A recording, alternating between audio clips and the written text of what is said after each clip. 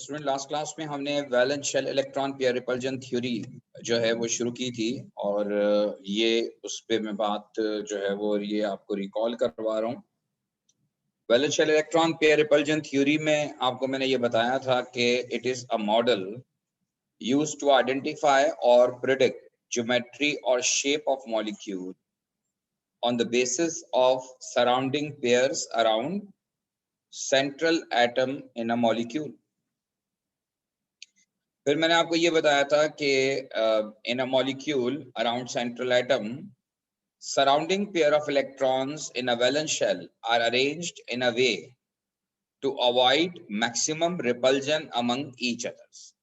मैंने आपको ये बताया था कि जो सराउंडिंग पेयर्स होते हैं सेंट्रल एटम के, उनके दरमियान रिपल्जन होता है, लिहाजा जब कोई भी मॉलिक्यूल बनता है तो उसमें वो इलेक्ट्रॉनिक पेयर इस तरह से अरेंज होते हैं कि वो उस रिपल्जन को मिनिमाइज करते हैं, उस मैक्सिमम रिपल्जन को अवॉइड करने की कोशिश करते हैं और वो आपस में इस तरह का एंगल या डिस्टेंस लेते हैं ताकि वो रिपल्जन मिनिमाइज हो जाए। फिर मैंने आपको बताया था कि बॉन्ड पेयर और लोन पेयर अगर आपको समझ में आ जाए तो बॉन्ड पेयर और लोन पेयर से आप किस तरह से किसी भी मॉलिक्यूल का शेप और उसका बॉन्ड एंगल आइडेंटिफाई कर सकते हैं। मेरे ख्याल है लास्ट जो मैं बात कर रहा था उसमें मैंने ये बताया था आपको कि अगर बॉन्ड पेयर 4 हैं और उसमें लोन पेयर जो है वो 0 है तो फिर मॉलिक्यूल का जो शेप होगा दैट विल बी टेट्राहेड्रल और इसका जो बॉन्ड एंगल बनेगा वो 109 डिग्री का होगा। अच्छा, इसको मैंने बनाने का तरीका भी बताया था। आज मैं एक एग्जाम्पल पे बात कर रहा हूँ, मुझे नहीं पता कि ये मैंने एग्जाम्पल करवाई है या नहीं करवाई, अगर आपको बताइएगा। मीथेन की एग्जाम्पल करवाई थी?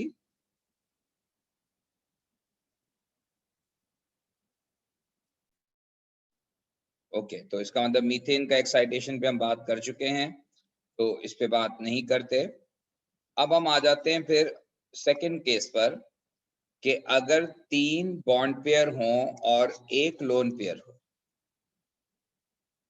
अब 3 बॉन्ड पेयर और एक लोन पेयर में, यानी इसका मतलब ये है कि वो जो टेट्राहेड्रल स्ट्रक्चर था, अब उस टेट्राहेड्रल स्ट्रक्चर में 3 पोजीशन पर बॉन्ड बने हुए हैं और एक पोजीशन पर लोन पेयर मौजूद है, यानी कि एक पोजीशन पे बॉन्ड नहीं बनेगा। तो ऐसे शेप को कहते हैं पिरामिड इन शेप और ये पिरामिडल शेप कहलाता है। And because of lone pair bond pair repulsion which is greater than bond pair repulsion, तो बॉन्ड एंगल जो है वो रिड्यूस होकर 107 डिग्री का हो जाता है। 3 बॉन्ड पेयर और एक लोन पेयर के केस में शेप ऑफ मॉलिक्यूल पिरामिडल होता है और जो बॉन्ड एंगल बनता है वो 107 डिग्री का बॉन्ड एंगल बनता है। आप देखिए इस एग्जाम्पल को, अगर मैं अमोनिया की डॉट एंड क्रॉस डायग्राम बनाऊं तो अमोनिया में नाइट्रोजन के पास कॉन्फ़िगरेशन के हिसाब से 3 इलेक्ट्रॉन्स अनपेयर्ड हैं और एक लोन पेयर है। अब हर एक के साथ एक एक हाइड्रोजन अगर शेयर करेगा तो ये अमोनिया की डॉट एंड क्रॉस डायग्राम हो गई। अब इस डॉट एंड क्रॉस डायग्राम में ये 1, 2 और 3, ये 3 बॉन्ड पेयर्स हैं या शेयर्ड पेयर्स हैं, क्योंकि मैंने आपको कहा था कि बॉन्ड पेयर और शेयर्ड पेयर समटाइम एक होते हैं, समटाइम डिफरेंट होते हैं। तो हम यहाँ बॉन्ड पेयर्स काउंट कर रहे हैं और यहाँ बॉन्ड पेयर्स 3 हैं और ये एक लोन पेयर है। लोन पेयर जो होता है वो अनशेयर्ड पेयर होता है जो बॉन्ड बनाने में हिस्सा नहीं लेता। लेकिन वो सेंट्रल एटम के पास मौजूद होता है, तो इसको हम बॉन्ड में शो नहीं करते। लेकिन बहरहाल इस लोन पेयर की वजह से lone pair bond pair repulsion बढ़ता है, जिसकी वजह से मॉलिक्यूल का जो बॉन्ड एंगल है वो 109 के बजाय 107 होता है। देखिए आप टोटल बॉन्ड पेयर कितने हैं, यहाँ पे 4 + 0 4 थे, यहाँ 3 + 1, यहाँ पर भी 4 हैं। तो पिछले केस में भी टोटल सराउंडिंग पेयर 4 थे, यहाँ भी सराउंडिंग पेयर 4 हैं, लेकिन 4 सराउंडिंग पेयर में से 3 बॉन्ड पेयर हैं और 1 लोन पेयर है। तो इस लोन पेयर की वजह से रिपल्जन ज्यादा होगा और इस रिपल्जन की वजह से बॉन्ड एंगल कम हो जाएगा। तब आप इसको जब डायग्रामेटिकली ड्रॉ करेंगे तो ये नाइट्रोजन, एक ब्रॉड, एक सिंपल लाइन, एक डॉटेड लाइन। आपको याद होगा कि जब मैंने टेट्राहेड्रल स्ट्रक्चर बनाया था तो उसमें मैंने 4 लाइंस बनाई थी, 2 सिंपल, एक डॉटेड और एक ब्रॉड। लेकिन पिरामिडल शेप में आप ये 3 लाइंस बनाएंगे, जैसे पिरामिड होता है, ये पिरामिड होता है, 3 लाइंस बनाएंगे, एक ब्रॉड, एक सिंपल, एक डॉटेड, और इस तरह से नाइट्रोजन पर आप लोन पेयर शो कर देंगे, क्योंकि यहाँ पर ये लोन पेयर बॉन्ड नहीं बना रहा। जो टेट्राहेड्रल में बॉन्ड था वो एक बॉन्ड कम हो गया, तो अब एक बॉन्ड कम हो गया, उसकी जगह लोन पेयर आ गया, बाकी 3 बॉन्ड्स हैं, और ये 3 बॉन्ड जो हैं वो 3 बॉन्ड पेयर के साथ, और ये अमोनिया मॉलिक्यूल का शेप हो गया। और ये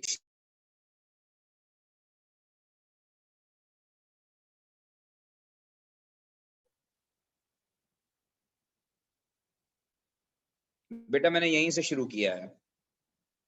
ये शेप ऑफ अमोनिया मॉलिक्यूल है जो कि कहलाता है pyramidal in shape, pyramid in shape.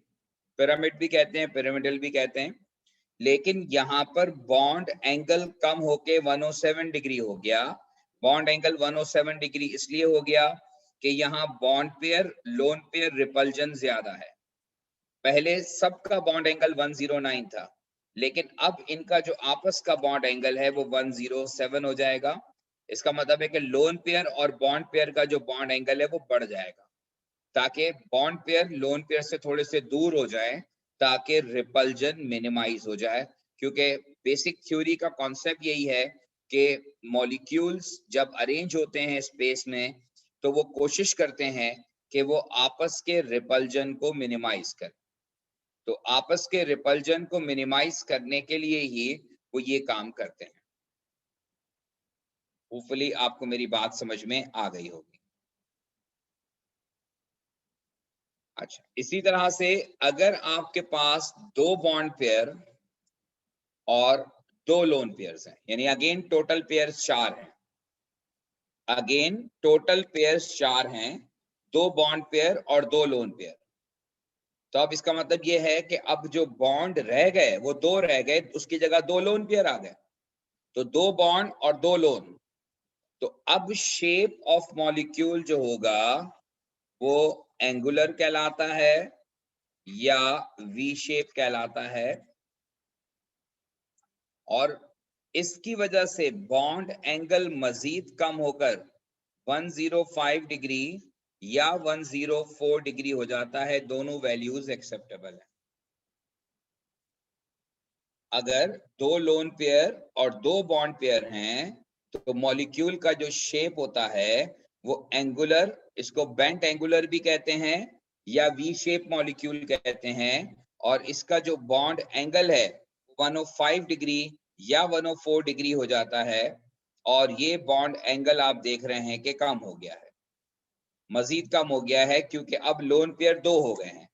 तो लोन पेयर रिपल्जन ज्यादा होने की वजह से बॉन्ड पेयर्स आपस में मजीद क्लोज हो जाते हैं। और इसकी बेस्ट एग्जांपल जो है वो वाटर मॉलिक्यूल है, इस केस की बेस्ट एग्जांपल, क्योंकि वाटर के वैलेंस शेल में 6 इलेक्ट्रॉन होते हैं, और एक इलेक्ट्रॉन एक हाइड्रोजन के साथ दूसरा इलेक्ट्रॉन दूसरे हाइड्रोजन के साथ शेयर करता है। अब ये दो सर्कल जो मैंने किए हैं ये दोनों बॉन्ड पेयर्स हैं, और जो नॉन बॉन्डिंग पेयर हैं, अनशेयर्ड पेयर हैं, वो ये दो हैं। तो ये 2 बॉन्ड पेयर और 2 लोन पेयर की एग्जांपल है। और 2 बॉन्ड पेयर 2 लोन पेयर का मतलब ये है कि शेप विल बी एंगुलर या वी शेप।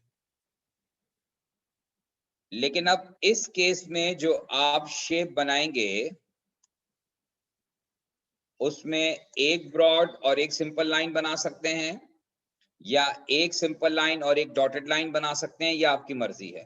लेकिन दोनों लाइंस नहीं बना सकते, क्योंकि इनके जो एंगल्स होंगे वो अलग अलग होंगे, डायरेक्शंस अलग अलग होंगी, तो ये सेम प्लेन पे नहीं होंगे। ये दोनों हाइड्रोजन जो है वो सेम प्लेन पे नहीं होंगे। तो आप एक ब्रॉड और एक डॉटेड बना सकते हैं, या एक ब्रॉड एक सिंपल बना सकते हैं, एक सिंपल एक डॉटेड बना सकते हैं, लेकिन दोनों लाइंस एक जैसी नहीं होंगी। और फिर इसके बाद जो है ये लोन पेयर ऑफ इलेक्ट्रॉन आ गए दो। ये है मॉलिक्यूल का शेप, जो कि एंगुलर शेप है या वी शेप मॉलिक्यूल। तो ये बात होपफुली आपको समझ में आ गई होगी, और अगर आपको लगता है कि कोई क्वेश्चन है इससे रिलेटेड तो आप पूछ सकते हैं।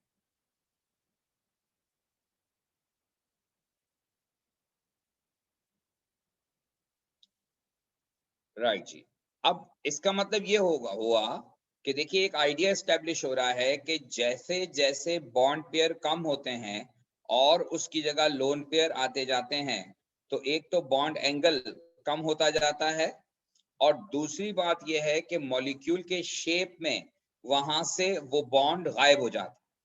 जैसे देखें टेट्राहेड्रल में 4 बॉन्ड थे, अब यहाँ पर 3 बॉन्ड हो गए, और अब यहाँ 2 लोन पेयर की वजह से बॉन्ड 2 रह गए, बाकी 2 लोन पेयर आ गए।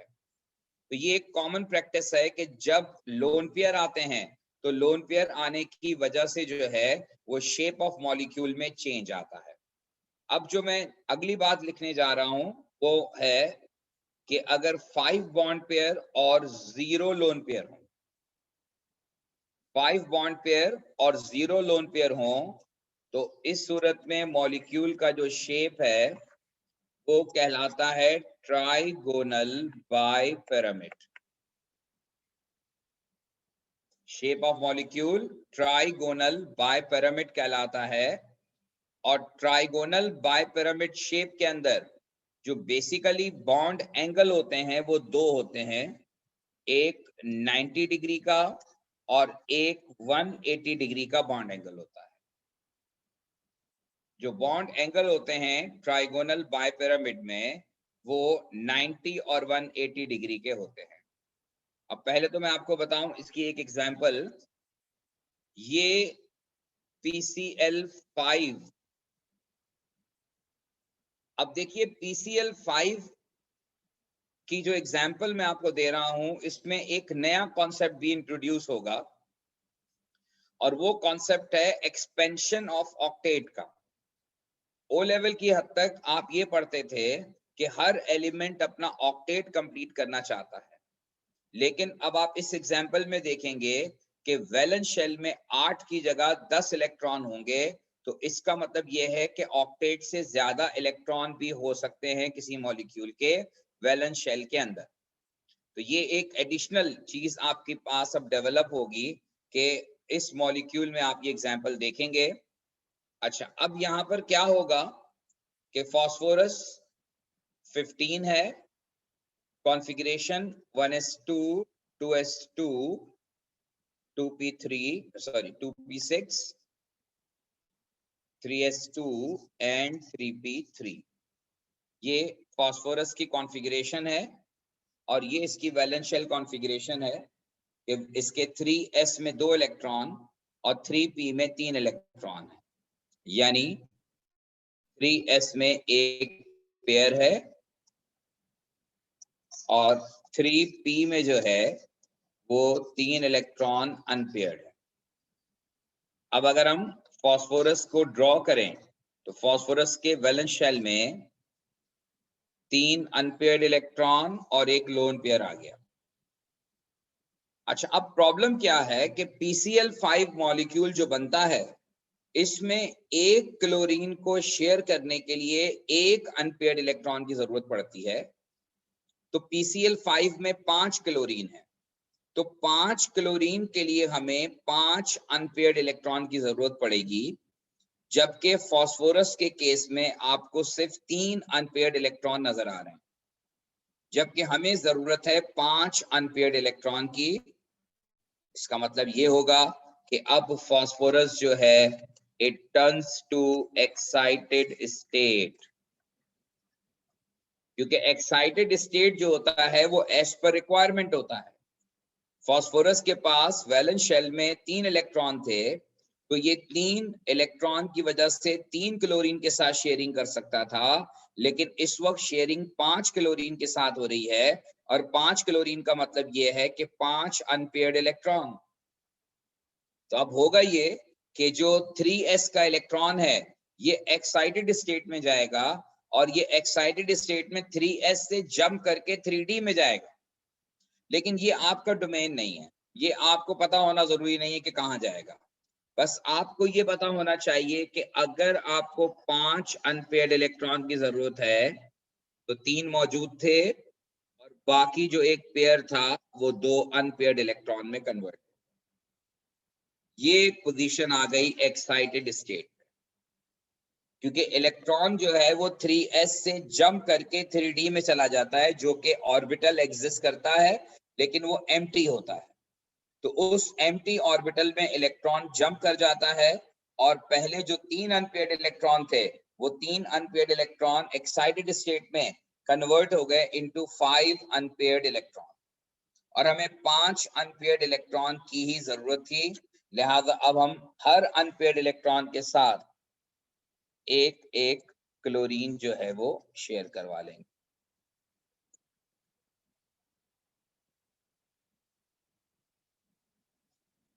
हर एक के साथ एक एक क्लोरीन शेयर करेगा, और हर क्लोरीन पर अपने वही जो टोटल 7 इलेक्ट्रॉन्स होते हैं वो होंगे। और ये जो है 1 2 3 4 और 5। अब आप देखें फास्फोरस की सराउंडिंग में there are 5 bond pair. Central atom के देखते हैं। अब सेंट्रल एटम के पास 5 बॉन्ड पेयर्स मौजूद हैं, और 5 बॉन्ड पेयर का मतलब ये है विद 0 लोन पेयर, क्योंकि फास्फोरस के पास कोई लोन पेयर नहीं है। तो 0 लोन पेयर और 5 बॉन्ड पेयर का मतलब ये है कि shape of molecule will be trigonal bipyramid. अब ये ट्राइगोनल बाइपिरामिड शेप कैसे बनाते हैं? इसमें 3 लाइंस जो होंगी वो सिंपल होंगी, एक लाइन डॉटेड होगी और एक लाइन ब्रॉड होगी, और हर एक के साथ एक एक Cl आ जाएगा। ये शेप कहलाता है ट्राइगोनल बाइपिरामिड। यानी ये ट्राइगोनल होता है, और बाय पिरामिड का मतलब यह है कि एक पिरामिड ऊपर बनता है और एक पिरामिड नीचे बनता है। और अब अगर आप इनके बॉन्ड एंगल्स देखें, मैंने बॉन्ड एंगल जो लिखे थे वो इसमें बल्कि एक मैंने मिस भी किया है। ये देखिए, इन दोनों का आपस का बॉन्ड एंगल आपको नजर आ रहा होगा 90 डिग्री का। तो 90 डिग्री होता है, और इस क्लोरीन का और इस क्लोरीन का बॉन्ड एंगल 180 डिग्री का है। इसके अलावा ये जो ट्राइगोनल हैं, जो आपस में ट्राइगोन बना रहे हैं, इनका बॉन्ड एंगल 120 डिग्री का होता है। तो यहाँ पर बॉन्ड एंगल 90, 180 और 120 भी होता है। तो ट्राइगोनल बायपिरामिड में 3 बॉन्ड एंगल एग्जिस्ट करते हैं, जो एक दूसरे के अपोजिट होते हैं ऊपर और नीचे। उनके दरमियान 180 का बॉन्ड एंगल होता है, बाकी 90 डिग्री के बॉन्ड एंगल पर होते हैं सारे। और जो ट्राइगोन होता है उसके अंदर जितने भी होते हैं उनका 120 डिग्री का बॉन्ड एंगल होता है।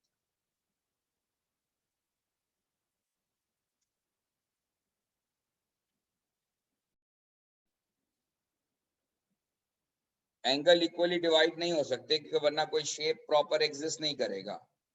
जो बेस्ट पॉसिबल अरेंजमेंट हो सकता है किसी भी मॉलिक्यूल के लिए, ये सारे प्रैक्टिकली ऑब्जर्व मॉलिक्यूल्स हैं, ये बेस्ट पॉसिबल अरेंजमेंट है जो कि मैथमेटिकली भी प्रूवन है, इसलिए वो इक्वल बॉन्ड एंगल्स यहाँ पर एग्जिस्ट नहीं करते।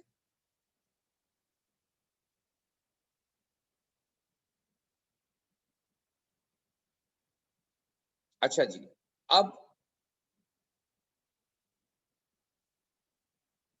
अगर जो है वो एक और चीज मैं आपको बताऊं कि ये हमारे सिलेबस का पार्ट नहीं है, लेकिन अगर फर्ज करें कि 4 बॉन्ड पेयर और एक लोन पेयर आ जाए, ये हमारे सिलेबस का डायरेक्ट पार्ट नहीं है, लेकिन एग्जामिनर आपको शेप ड्रॉ करने के लिए दे सकता है, प्रिडिक्ट करने के लिए दे सकता है कि 4 बॉन्ड पेयर और एक लोन पेयर, यानी टोटल 5 हैं, लेकिन उनमें से एक लोन पेयर है। तो उस केस में जब आप मॉलिक्यूल ड्रॉ करेंगे तो इसी तरह से ड्रॉ करेंगे, लेकिन सिर्फ किसी एक पोजीशन पर हेलोजन नहीं लगेगा, उसकी जगह लोन पेयर आ जाएगा। अगर 4 बॉन्ड पेयर और एक लोन पेयर हो, तो जैसे पहले भी हो रहा था कि एक बॉन्ड कम हो रहा था, उसकी जगह हम लोन पेयर लगा रहे थे। तो अब ये 5 बॉन्ड हैं ट्राइगोनल बाइपिरामिड में, अगर यहाँ 4 बॉन्ड पेयर और एक लोन पेयर आ जाए, तो आप किसी एक बॉन्ड को हटा दें, वो आपकी मर्जी है, किसी भी बॉन्ड को हटा दें और उसकी जगह लोन पेयर लगा दें, वो शेप ऑफ मॉलिक्यूल हो जाएगा।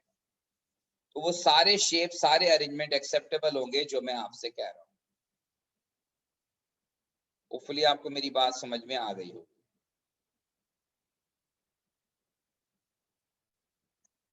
अच्छा, इसी तरह से अब अगर 6 बॉन्ड पेयर और 0 लोन पेयर हो, तो फिर मॉलिक्यूल का जो शेप होता है वो ऑक्टाहेड्रल कहलाता है।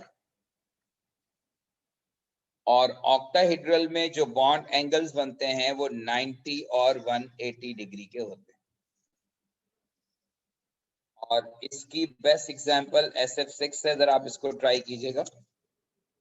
तमाम स्टूडेंट इसको ट्राई करेंगे, SF6 मॉलिक्यूल को, इसकी डॉट एंड क्रॉस डायग्राम बनाएं।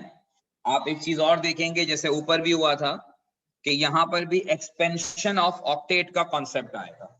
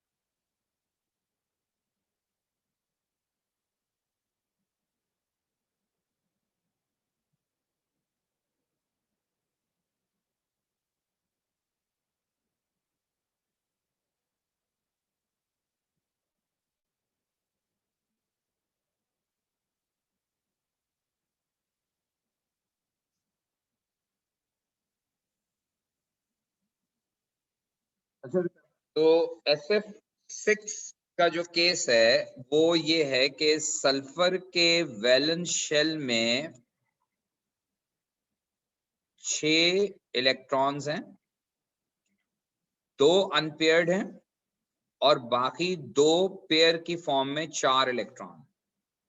अब देखिए SF6 बनाने के लिए आपको 6 फ्लोरीन है आपके पास, तो आपको रिक्वायर हैं 6 अनपेयर्ड इलेक्ट्रॉन्स। और 6 अनपेयर्ड इलेक्ट्रॉन का मतलब यह है कि सल्फर एक्साइटेड स्टेट में जाएगा और एक्साइटेड स्टेट में ये 2 इलेक्ट्रॉन तो अनपेयर्ड पहले से थे, एक पेयर कन्वर्ट होगा 2 अनपेयर्ड में, तो ये 4 हो गए और हमें जरूरत 6 की है, तो ये वाला पेयर भी 2 अनपेयर्ड इलेक्ट्रॉन में कन्वर्ट हो जाएगा। इस तरह से एक सल्फर के साथ ये 6 अनपेयर्ड इलेक्ट्रॉन्स आ जाएंगे और अब एक एक इलेक्ट्रॉन के साथ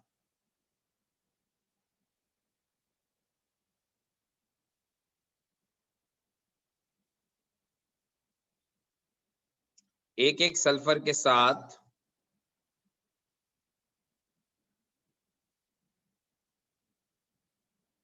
ये 6 शेयर्ड पेयर्स हैं और ये 6 शेयर्ड पेयर्स का मतलब ये है कि shape of molecule will B octahedral in nature. और ऑक्टाहेड्रल शेप कैसे बनाते हैं? ऑक्टाहेड्रल शेप में 2 लाइंस और 2 डॉटेड लाइंस पीछे की तरफ और 2 ब्रॉड लाइंस सामने की तरफ, ये SF6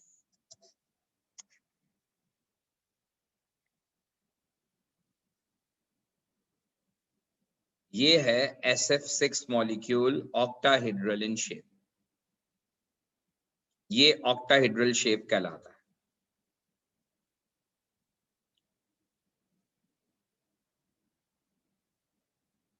इनको ड्रॉ करना अच्छी तरह से देख लीजिए।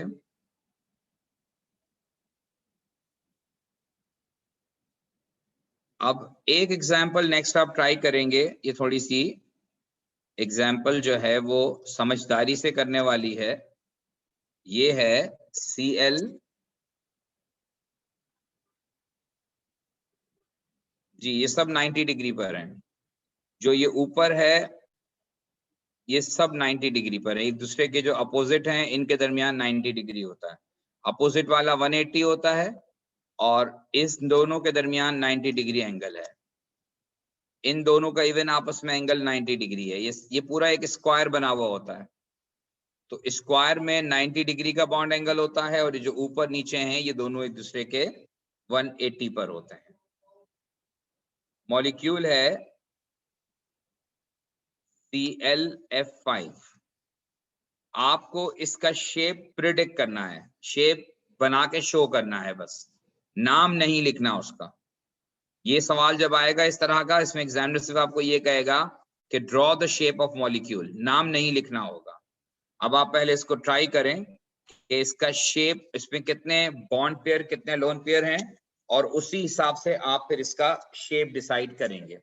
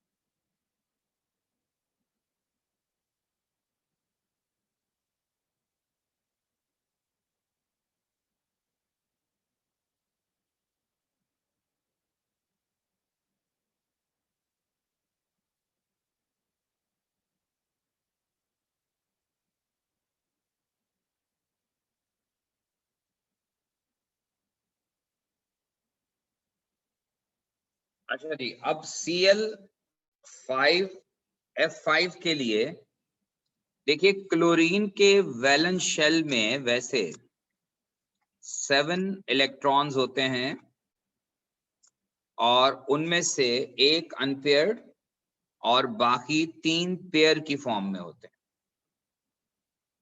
अच्छा, अब आपको 5 फ्लोरीन अटैच करने हैं। एक फ्लोरीन को एक अनपेयर्ड इलेक्ट्रॉन की जरूरत है, तो अल्टीमेटली 5 फ्लोरीन को 5 अनपेयर्ड इलेक्ट्रॉन की जरूरत होगी।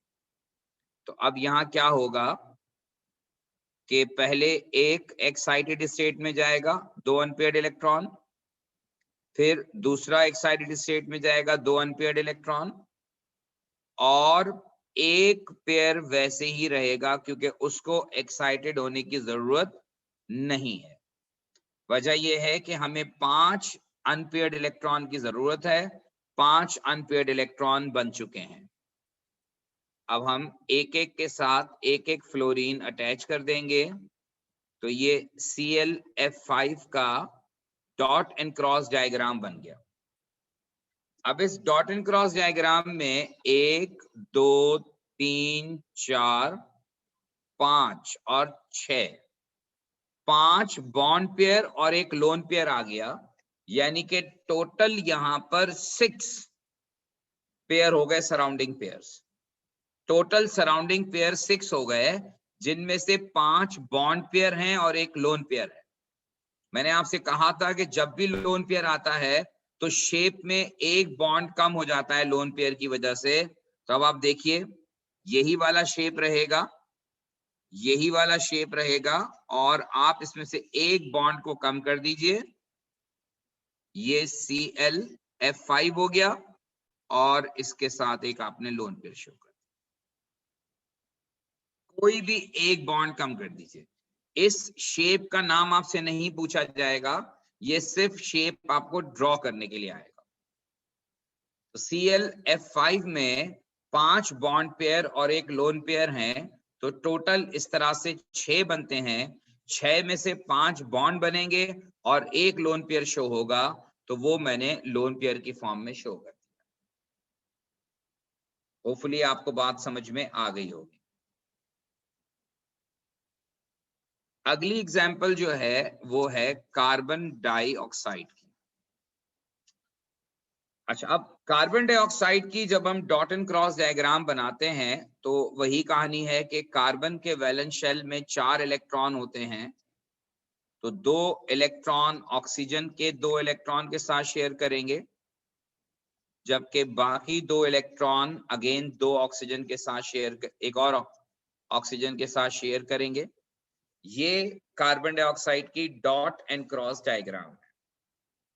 अब यहां पर जो शेयर्ड पेयर्स हैं वो तो 4 हैं, 4 शेयर्ड पेयर्स हैं, लेकिन बॉन्ड पेयर्स यहां पे 2 हैं।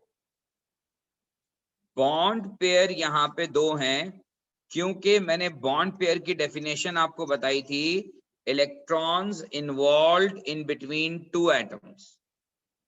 बॉन्ड पेयर क्या होता है? Electrons involved in between 2 atoms।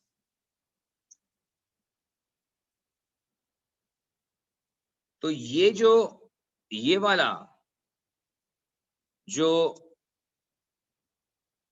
2 shared pairs हैं, इसको हम एक बॉन्ड पेयर कंसीडर करेंगे क्योंकि 2 एटम के दरमियान ये 4 इलेक्ट्रॉन है।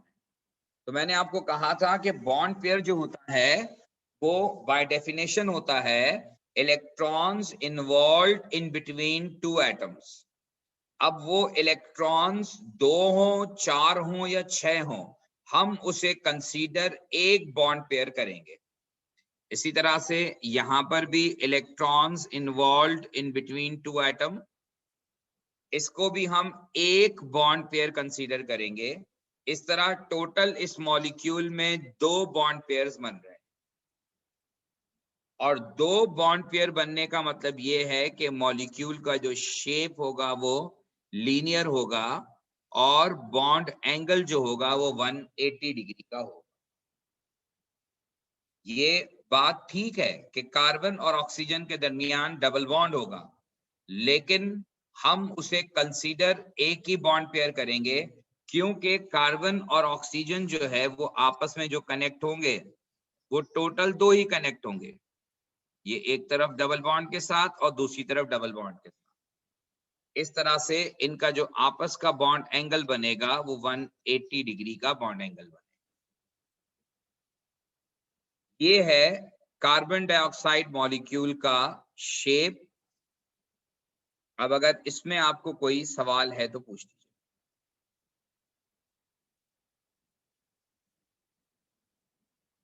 अब एक एग्जांपल आप और ट्राई करेंगे, COCl2।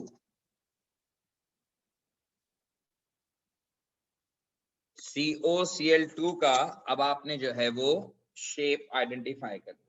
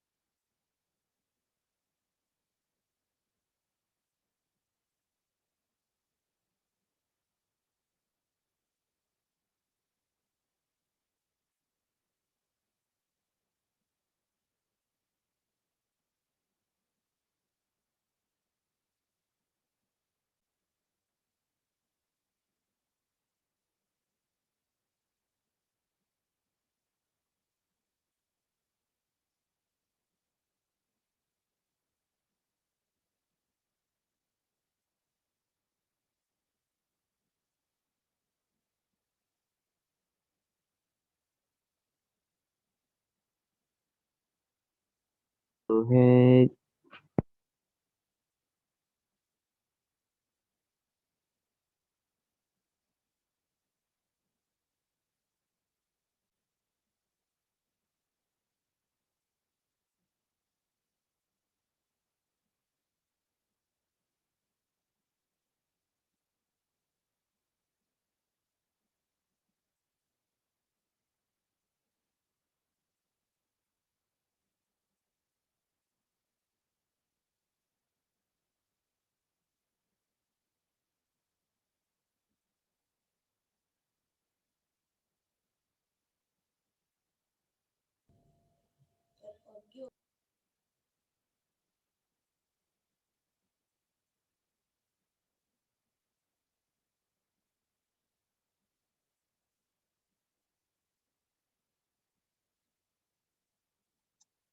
अच्छा जी, अब COCl2 में कार्बन के वैलेंस शेल में 4 इलेक्ट्रॉन्स हैं और ऑक्सीजन को जरूरत है 2 इलेक्ट्रॉन्स की।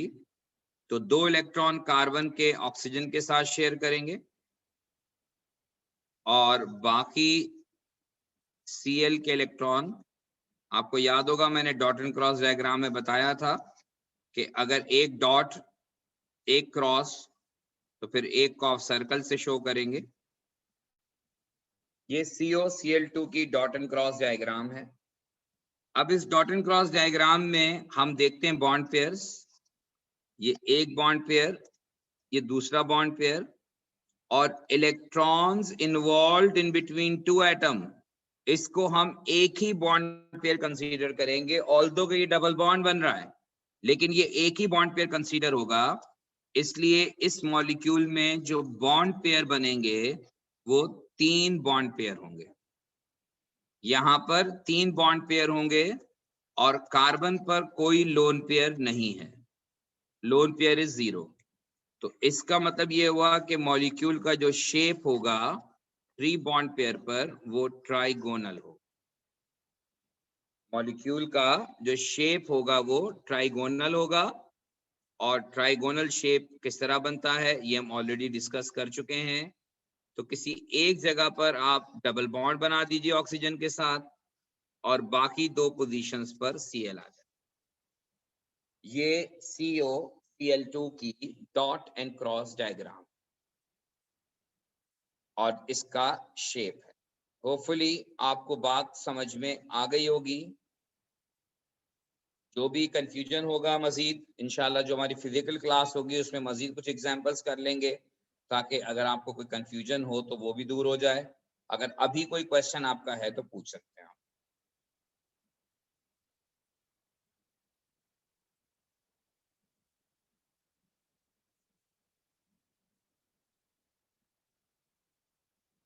ठीक है जी, तो फिर इंशाल्लाह अगली क्लास में बात करते हैं। सर जी बोलिए। ये जो आप लोन पेयर्स दिखा रहे थे पिछली एग्जांपल्स के अंदर, इसके अंदर आपने जो डॉट से रिप्रेजेंट किया है लोन पेयर को, एक होता है वो जो ओवल बनाते हैं, वो क्या चीज होती है लोन पेयर्स के ऊपर? आप कुछ भी बना दे शेप, तो आपकी मर्जी है। यानी आप सिर्फ डॉट्स 2 बना दें जो लोन पेयर है इलेक्ट्रॉन्स का, उस पे भी आपका एक्सेप्टेबल है वो? जी। अच्छा।